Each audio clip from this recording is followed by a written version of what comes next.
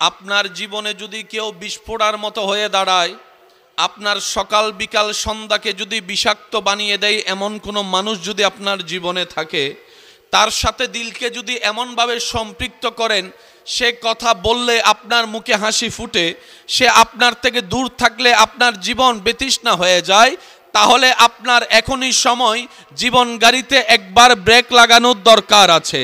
একবার ব্রেক লাগানোর দরকার আছে, কথা বলতে হবে, ঠিক কি না? একবার ব্রেক লাগানোর দরকার আছে।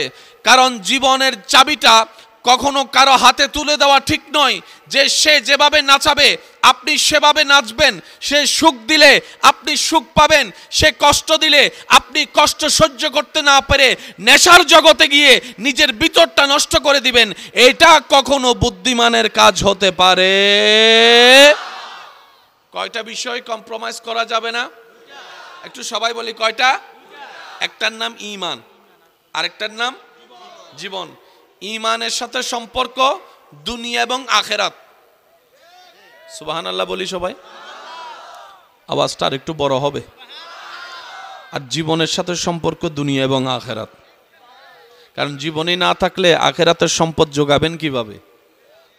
তাহলে কয়টা বিষয় মনে থাকবে ইনশাআল্লাহ? জীবন নিয়ে কোনো কম্প্রোমাইজ, সবাই বলবেন নাই। জীবন নিয়ে কোনো কম্প্রোমাইজ